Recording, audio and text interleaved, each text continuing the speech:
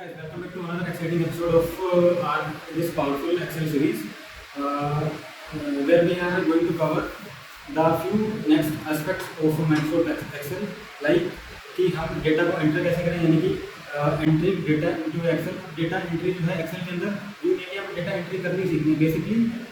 इसमें मैं ये बताऊंगा कि what is the difference between numeric value and other date value या अदर नंबर फॉर्मेट्स। लाइक कि एक्सेल अपने जो अपन डेटा को एंटर कर रहे हो, एक्सेल उस चीज़ को किस फॉर्म के अंदर समझ रहा है। उसके बाद हम चलेंगे एक बेसिक सा एक्सेल का जो फॉर्मूला होता है, जैसे कि A1 plus B2 plus B3 की basic building blocks of Excel formula. उसके बाद तीसरा टॉपिक हमारा रहेगा इसके अंदर सेल रेफरेंस, या आप ये कह लो सेल रेफरेंस होगा। सेल रेफरेंस से पहले हम ये बता देते हैं कि एक्सेल किसी फॉर्मूले को कैलकुलेट कैसे करता है, यानी कि BODMAS of Excel. BODMAS क्या होता है कि मैथ्स की कैलकुलेशन वाली क्लास जो पहले देख लेते हो, तो मिला के जैसे कि हमारा अर्थमेटिक के अंदर एक बोर्ड मास रूल होता है कि कैलकुलेट कैसे करते हैं चीज़ों को, like bracket of division, multiplication and addition and subtraction, ये होता है गणित में। ऐसे ही एक्सेल के अंदर भी होता है कि एक्सेल किस तरीके से कैलकुलेट करेगा, कोई अगर आप उसको फॉर्मूला दोगे विद एग्जाम्पल आप समझेंगे। और सेल रेफरेंस के बारे में आपने काफ़ी सुना होगा कि मिक्स सेल रेफरेंस क्या होता है, एब्सोल्यूट सेल रेफरेंस क्या होता है, एंड एक और होता है, कौन सा सेल रेफरेंस होता है, रिलेटिव सेल रेफरेंस क्या होता है। रिलेटिव तो बाय डिफॉल्ट होता ही है, मिक्स और एब्सोल्यूट हमें सीखना है, राइट। तो दिस एंड प्रतीक से welcome you all again to my YouTube channel aptitude 360 and let's get started.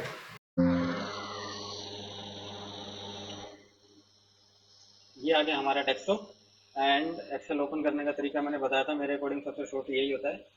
Windows plus R run command के अंदर जाओ और एक्सेल टाइप कर दो, एक्सेल आपको दिख जाएगा खुला हुआ, और ये एक्सेल जो है हमारा ओपन हो गया है। ठीक है, एक्सेल ओपन हो गया है। आज हम क्या करेंगे बता तो दिया है मैंने आपको, 3-4 चीज़ें सिखाई जाएंगी। अब वो डेटा एंट्री कैसे करनी है, एक मैं छोटी सी टेबल बना देता हूँ इसके अंदर कि टेबल इन द सेंस की मतलब एक बहुत ही बेसिक सा डेटा कि आप एंटर कैसे करो। सपोज दैट मैं क्या डेटा लूँ इसमें, 3 लोग हैं, एक है मेरा राम कोई, एक है राम श्याम,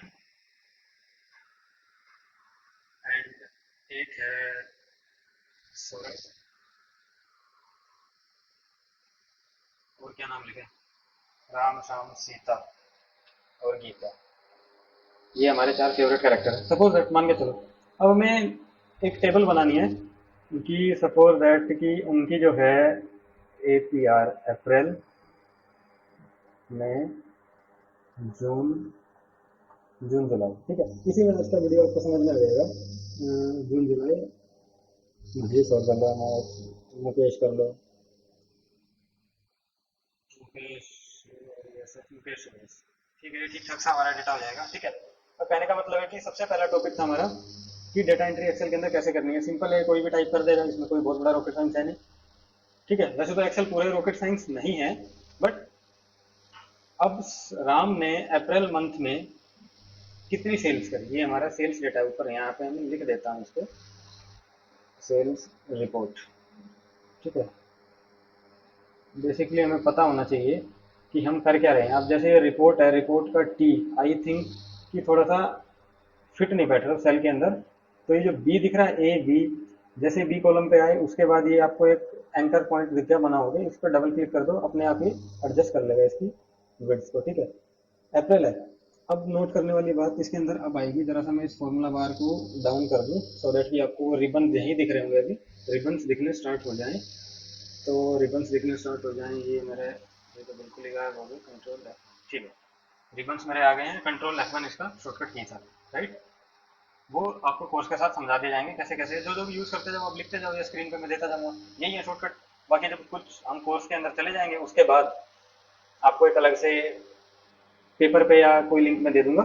ठीक है, आप अपने आप पता लगा लोगे क्या क्या शॉर्टकट है, बाकी सारा रिवीजन के ऊपर ही डिपेंड करता है शॉर्टकट्स में कि कैसे आप शॉर्ट करने हैं। हाँ जी, अब राम श्याम घनश्याम सीता गीता मैंने जो भी लिखा, जो भी नाम था, नाम क्या है, एक अल्फ़ाबेट है, यानी कि एक जनरल, जो भी हम अल्फ़ाबेट ऐसे कि ABCD कुछ भी टाइप कर रहे हैं और इसमें एंटर मार रहे हैं, यानी कि कुछ भी टाइप करके हम इसको वैल्यू दे रहे हैं, 3RAM राम। इसने अपनी पोजीशन चेंज नहीं की, यहाँ से लिखना स्टार्ट हुआ था यहीं पे है। अब मैं इस राम की अप्रैल मंथ की सेल डालता हूँ, 1000 रुपये की इसने कोई भी प्रोडक्ट सेल किया, जैसे ही मैं इसमें एंटर प्रेस करूँगा, ठीक है, ये इस सेल के रेफरेंस में राइट हैंड साइड के अंदर शिफ्ट होगी वैल्यू। इसका रीजन है कि ये वैल्यू क्यों शिफ्ट होगी, और ये न्यूमेरिक वैल्यू इसने लिया है, ठीक है, यानी कि जो भी हम नंबर्स के फॉर्म में डालते हैं ना, उसको वो न्यूमेरिक वैल्यू कंसीडर करता है। अब ये शिफ्ट राइट में क्यों हुई है, राइट में इसलिए शिफ्ट हुई है, सपोज दैट ये 1000 ना होके ये होता हमारे पास 234.34, ठीक है, सो दैट कि ये अलाइन इस हिसाब से करता है, सपोज दैट कि मान लो अगर फ्रैक्शन में भी हो ना, तो फ्रैक्शन फ्रैक्शन एक साइड में लिया है उठा के, राइट। इसीलिए अब मान लेते हैं श्याम ने भी करी होगी कुछ, सीता ने भी करी होगी कुछ, तो गीता ने भी करी होगी कुछ, मुकेश ने भी कुछ करी, सुरेश ने भी कुछ करी, ठीक है। अभी देखो अपने आप से अलाइनमेंट हो गई है इनकी। सपोज दैट मैं इनको उठा के इधर शिफ्ट कर दूं, तो ये देखने में और पढ़ने में जैसा हम पढ़ते आए हैं बचपन से, वो ठीक सा नहीं लग रहा। तो बाय डिफॉल्ट एक्सेल इस चीज़ को लेके चलता है कि जो भी हम वैल्यू रुपीज़ में नंबर में एंटर करेंगे, उनको अपने आप से ही राइट के अंदर शिफ्ट कर देगा। बस यही समझाना था इसके अंदर, ठीक है जी। अब इनकी वैल्यूज़ के अंदर जरा सा मैं डाल दूँ अपने आप से ही, ठीक है।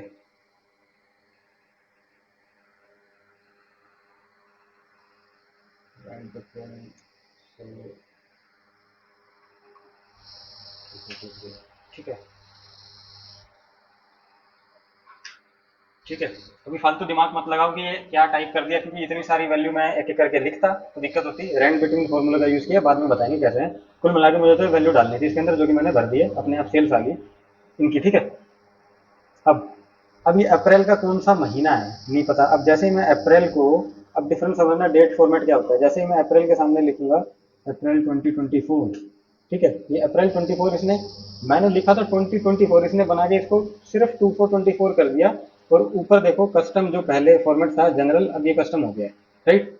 कस्टम फॉर्मेट हो गया इसके अंदर, ठीक है। कस्टम फॉर्मेट हो गया, इसको नहीं समझ में आ रहा है कि ये डेट है कि वैल्यू है कि क्या है, राइट।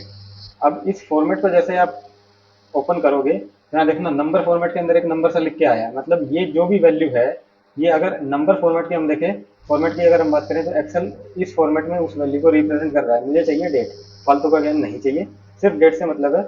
तो अब डेट में मेरे पास ऑप्शन क्या है, या तो मैं शॉर्ट डेट लगाऊं ऐसे करके, एक बाय डिफॉल्ट ले लिया इसने, क्योंकि मैंने एक ही वैल्यू डाली नहीं थी कि अप्रैल का कौन सा दिन है, इसने मान लिया कि 1 अप्रैल होगा, ठीक है। इसका खुद का फॉर्मेट है ये, ठीक है, हमें तो नहीं चाहिए इस फॉर्मेट के अंदर। लॉन्ग डेट ले लेता हूँ, वही 1 अप्रैल लेगा, और यहाँ पे आपको अपने आप ही दिखा दिया मंडे, 1 अप्रैल को मंडे होगा कैलेंडर के अंदर, आप चेक करो जाके। अरे कैलेंडर, 1 अप्रैल को मंडे होगा मान के चलो, ठीक है। तो बाय डिफॉल्ट इसने वो चीज़ ले ली है। अब ना तो मुझे डेट चाहिए ये वाली, और ना ही चाहिए दूसरे वाली। तो एग्जैक्टली डेट जो आपको चाहिए, वो डेट का फॉर्मेट क्या होगा और उसको कैसे सेट करते हैं। जैसे हम डेटा की एंट्री करते हैं, सबसे पहले प्रॉब्लम ये आती है, हमें नहीं समझ में आता कि डेटों को लिखना कैसे है, राइट। थोड़ा सा मैं इसको कॉलम को बड़ा कर दूं कि डेट को लिखना कैसे है। तो बेसिकली हम सीखेंगे डेट की फॉर्मेटिंग करना।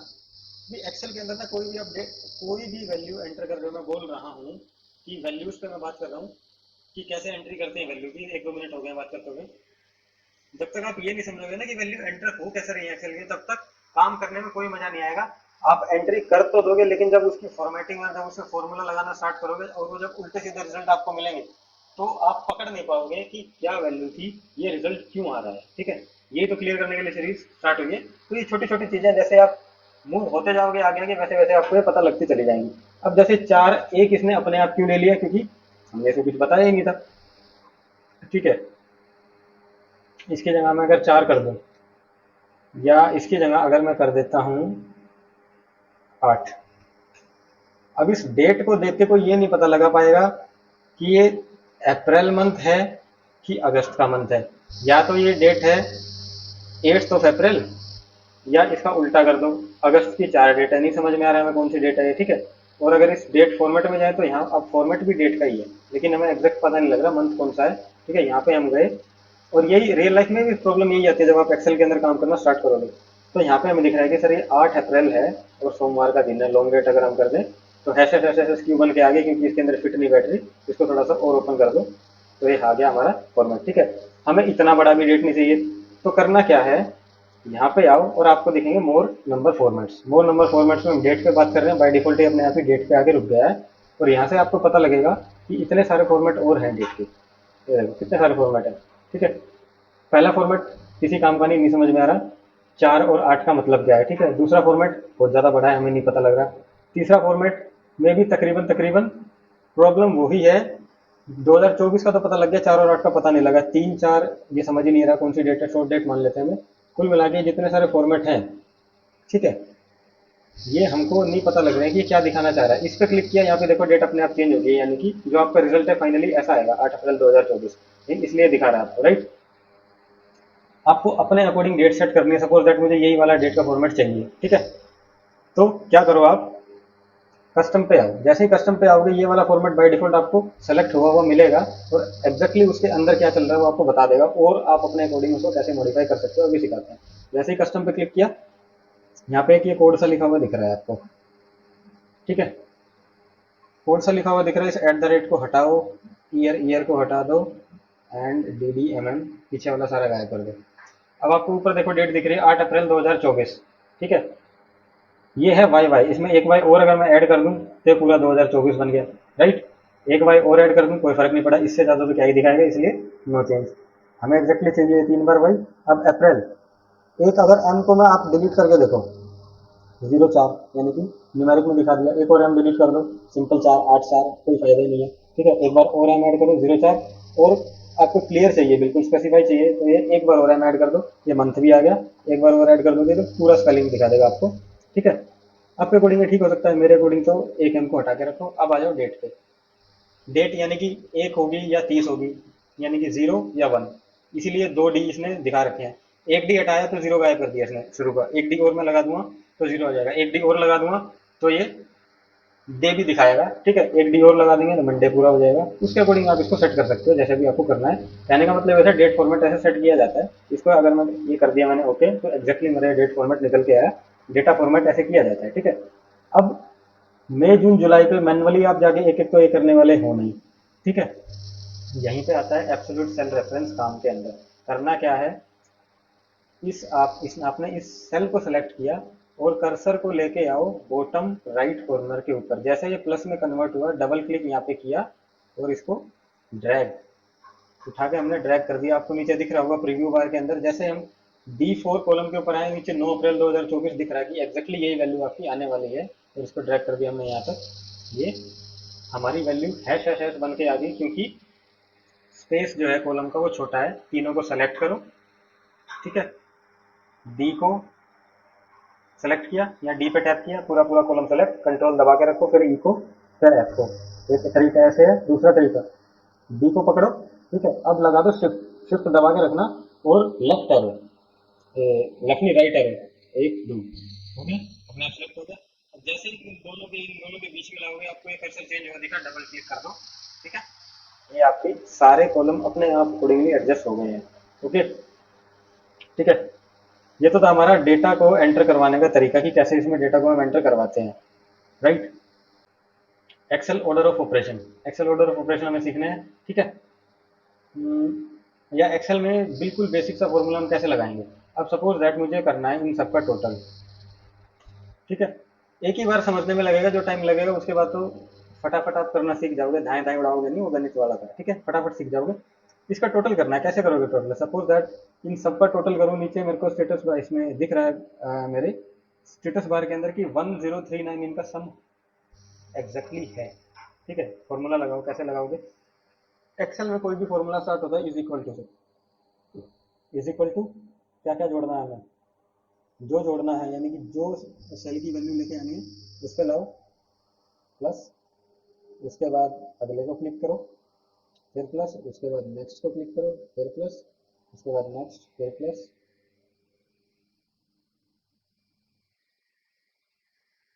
एंड नेक्स्ट, एंड एंटर, ठीक है। कंट्रोल वी से बोल्ड, ठीक है। ये मेरे पास टोटल आ गया 1039। फॉर्मूला बार के अंदर आप देख सकते हो कि ये ऐसे ऐसे ऐसे ऐसे करके सबका टोटल है, ओके, ठीक है। ये हो गया बेसिक सा एक्सेल के अंदर फॉर्मूला, की हम फॉर्मूले को ऐड कैसे करते हैं। अब सपोज दैट यहाँ पे रो होती इतनी सारी, ठीक है, तो क्या करते, एक एक करके तो डालते तो शाम हो जाती, ठीक है। तो हम यूज करते हैं किस चीज पे, एब्सोल्यूट सेल रेफरेंस का, इज इक्वल टू D5 पे लाए, ठीक है, या ऐसे करो is equal to,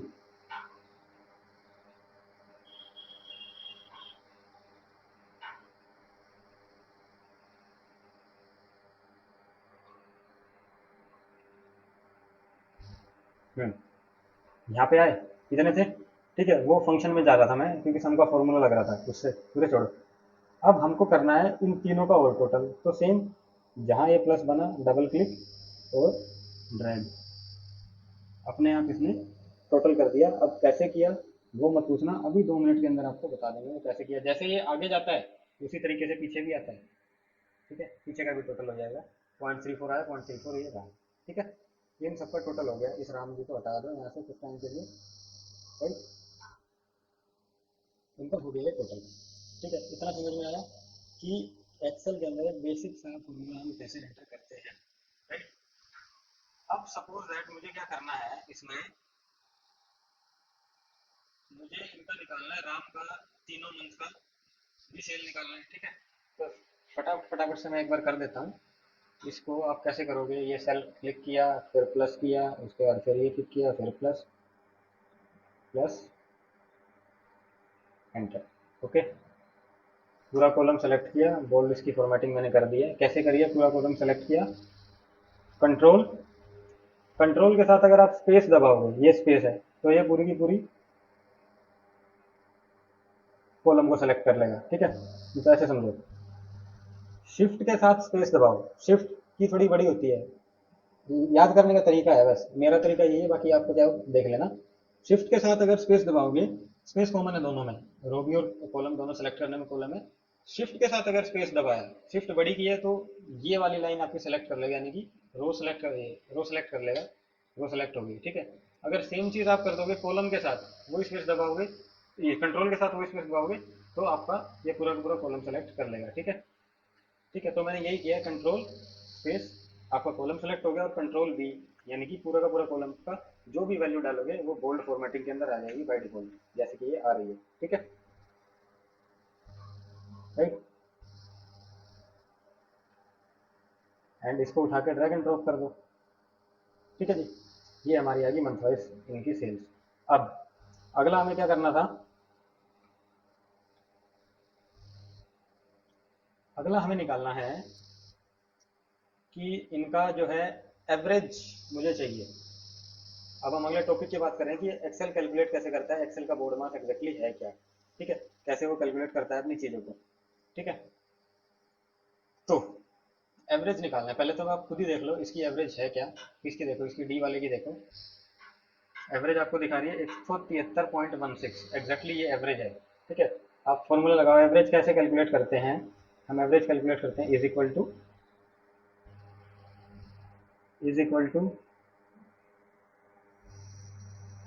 this this, सबको जोड़ो,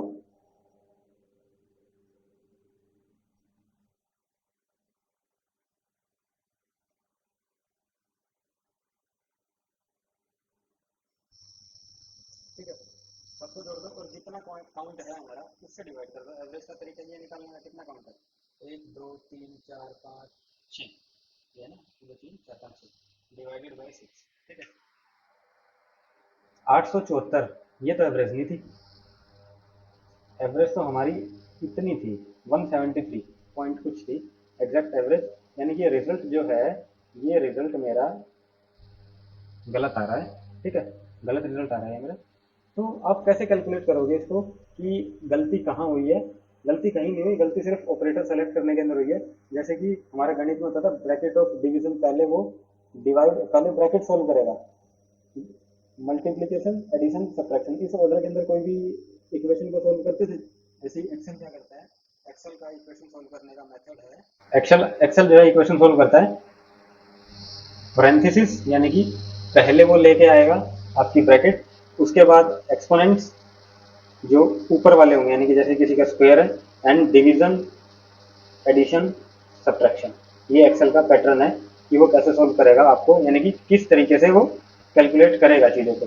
अब यहाँ पे हमने इसने क्या कैलकुलेट किया, जरा हम एक बार चेक कर लें। उसके लिए हम जाएंगे फॉर्मूला के ऊपर, फॉर्मूलाज के ऊपर हम गए, फॉर्मूले के ऊपर आपको एक ऑप्शन दिखेगा इवैल्यूएट फार्मूला, ये रहा इवैल्यूएट फार्मूला, ठीक है।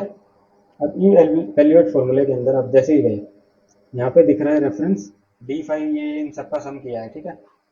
इवैल्यूएट करो जी, D5 लिया, D5 आपका ये रहा 224, ठीक है। उसके अंदर D6 जोड़ा इसने, यानी कि 167 जोड़ा, 167 जोड़ा। उसके बाद 391 आया, 391 के अंदर फिर इसने 139 जोड़ा हुआ, ठीक है। ये आया 530, उसके बाद इसने जोड़ा 202, ये आया 732, उसके बाद जोड़ा इसने 110, ये आया 842। उसके बाद गड़बड़ करी है, क्या गड़बड़ करी है, D10 जो है, जो भी जुड़ना था, D10 ये 197 ऐड होना था 842 में, इसने क्या किया है, इसको 197 से डिवाइड कर दिया है, और जो भी डिवाइड करके आया 32 का उसको 842 के अंदर जोड़ दिया, तब जाके ये इसने रिजल्ट हमें दे दिया है, ठीक है। बट होना क्या चाहिए था, एक्सेल सबसे पहले करता क्या है, एक्सेल सबसे पहले करता है ब्रैकेट को सॉल्व, पैरेंथेसिस, यानी कि इस 6 से पहले, ठीक है। अगर मैं डाल दूँ एक ब्रैकेट और यहाँ पे भी एक लगा दूँ ब्रैकेट, अब एंटर करूँ 173.166 जो भी है, एग्जैक्ट एवरेज मेरी ये निकल के आ गई जो यहाँ पे थी, ठीक है। उम्मीद करता हूँ कि ये तरीका जो है आपको समझ में आ गया होगा कि गलती कहाँ होती है, एक्सेल कैसे कैलकुलेट करता है चीज़ों को। उसी के अकॉर्डिंग आपको यहाँ साइड पे स्क्रीन में दिख रहा होगा, राइट, कि एक्सेल का पैटर्न क्या होता है। अब आ जाओ अपना नेक्स्ट टॉपिक, छोटा सा है, एब्सोल्यूट रेफरेंस। एंड रेफरेंस होता क्या है एक्सेल के अंदर, सपोज दैट ये तो आपको निकालनी थी एवरेज, ठीक है, एवरेज आपको निकालनी थी, ये एवरेज निकल गई है, ओके। अब आपको निकालना है कि परसेंटेज, मैं यही लिख देता हूँ percentage, percentage of total sales, यानी कि इस टोटल सेल्स के, यानी कि राम की सेल्स, इस टोटल सेल्स के रिस्पेक्ट में क्या परसेंटेज आ रही है, ठीक है, हमें ये निकालना है, राइट। परसेंटेज को यहाँ ले जाते हैं कैलकुलेट करने के लिए। ये क्या था, तो ये था, यानी कि राम की सेल,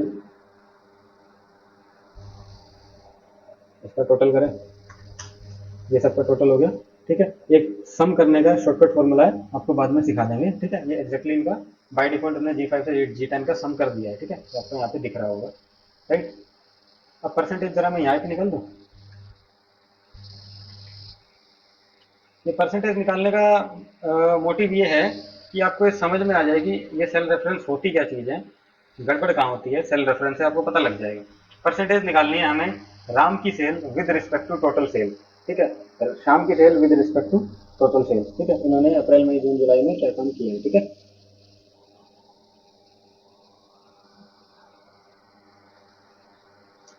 परसेंटेज कैसे निकालते हैं, इज इक्वल टू राम की सेल G5, ठीक है, divided by total sale, right. ज़रा एंटर करो, ये आ गई हमारी वैल्यू, यानी कि रिजल्ट, ये मेरे पास रिजल्ट आ गया, यानी कि 0.15% है टोटल सेल का, राम की सेल, ओके। इसी को अगर मैं ड्रैग एंड ड्रॉप कर दूँ, ड्रैग एंड ड्रॉप से आना तो चाहिए रिजल्ट बिल्कुल सही, लेकिन एरर आएगा हमारे पास। अब ये एरर क्यों आया, इसी को बोलते हैं रेफरेंसिंग, राइट। यहाँ पे क्या था, ज़रा सा अब मैं जूम करूँ, ज़रा ध्यान से देखना,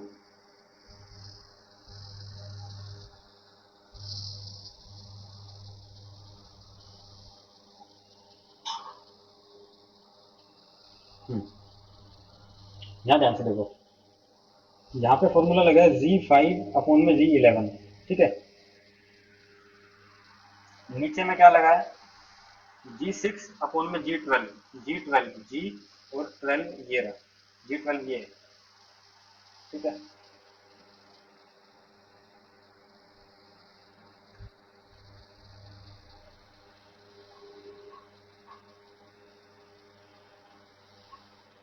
G12 ये रहा, G12, लेकिन G12 के अंदर तो कोई वैल्यू ही नहीं है। जब कोई वैल्यू है ही नहीं, किसी नंबर को आप 0 से डिवाइड करोगे आंसर तो आना नहीं, कोई ना कोई एरर ही आएगा, तो इसी चक्कर में इन्होंने सबने एरर दे दिया है, ठीक है। G12 है यहाँ पे, वो लास्ट में आ गया वो G16 के ऊपर। कुल मिला के हमें करना क्या था, G5 ये तो अपना जो है सेल का रेफरेंस 5 था, राइट। जैसे ही नेक्स्ट पे है G6 आया, ये तो इसने वैल्यू ठीक ली है G6 वाली को, राइट। G6 तो ठीक ले लिया। अब ये G5 से G6 पे कैसे चला गया, उसी को हम बोलते हैं आपका रिलेटिव रेफरेंस, यानी कि पोजीशन के अकॉर्डिंग सेल चेंज हो रहा है। एक्चुअली में रेफरेंस जो है 3 होते हैं, रिलेटिव रेफरेंस, एब्सोल्यूट रेफरेंस और मिक्स रेफरेंस। पोजीशन अपने आप चेंज करता रहे, यहाँ पे पोजीशन चेंज हो रही है, G7 हो गया, फॉर्मूला बार के अंदर देखो यहाँ ये G8 हो गया, G9 जैसे ड्रैग किया, लेकिन G10 और उसके रिस्पेक्ट में ये G16, 15, 14 ये भी चेंज हो रहा है, जो कि चेंज नहीं होना चाहिए था, क्योंकि रिजल्ट तो हमारा यहीं से आना है, राइट। तो क्या करो, इस G11 को, राइट, ये जो G11 है आपका, इससे इस रेड वाले को हमें फिक्स करना है। फिक्स करने के लिए क्या होता है, शॉर्टकट F4। जैसे ही F4 प्रेस करोगे, इसके सामने डॉलर का निशान आ गया, G के सामने में डॉलर बन गया और 11 के सामने में डॉलर बन गया। जिस भी नंबर, जिस भी कॉलम और रो के नंबर के सामने अगर डॉलर जिसके सामने आ जाए ना, समझो वो चीज़ फिक्स हो गई है, वो अब चेंज नहीं होने वाली है, ठीक है। जैसे ही अब जैसे इसको और F4 से ही होगा ये सारा काम। F4 एक बार और दबाओ, G से हट गया, अब ये 11 से हट गया, अब सबसे हट गया, एक बार और दबाया तो सब पे वापस आ गया, ठीक है। ऐसे ही मूव करता रहेगा, तो इसी को बोलते हैं हम रेफरेंसिंग, ठीक है जी। मतलब ये वाला जो कॉलम है हमारा, ये रेड, ये अब फिक्स हो चुका है, ये फिक्स हो चुका है। दोबारा से फॉर्मूला को एक बार पेस्ट करो, सारी वैल्यूज निकल के आ गई है हमारे पास, बिल्कुल राइट, ठीक है। सारी वैल्यूज बिल्कुल राइट निकल के आ गई हैं, ठीक। तो ये हमारा मुद्दा था सेल रेफरेंस समझाने का, कि सेल रेफरेंस होते क्या है, एब्सोल्यूट। ये हमने इस चीज़ को फिक्स कर दिया, मतलब इसको हम ये बोलेंगे कि ये G12 जो भी मेरा सेल है, G11 है, ये फिक्स रेफरेंस में मेरे को लेना है, बाकी एब्सोल्यूट में चलते रहेंगे। और मिक्स में, मतलब मिक्स का मतलब क्या होता है, सपोज दैट G के सामने डॉलर है, यानी कि कॉलम G तो फिक्स रहेगा, रो चेंज होती रहेंगी, आगे यूज होंगे वो फार्मूला जी, ठीक है। तो आज की वीडियो में रखते हैं इतना ही। यही था आपका रेफरेंसेस और ऑर्डर ऑफ कैलकुलेशन समझाने का। मिलते हैं आपकी नेक्स्ट लेक्चर में, तब तक के लिए प्रैक्टिस करते रहो। Bye bye, take care.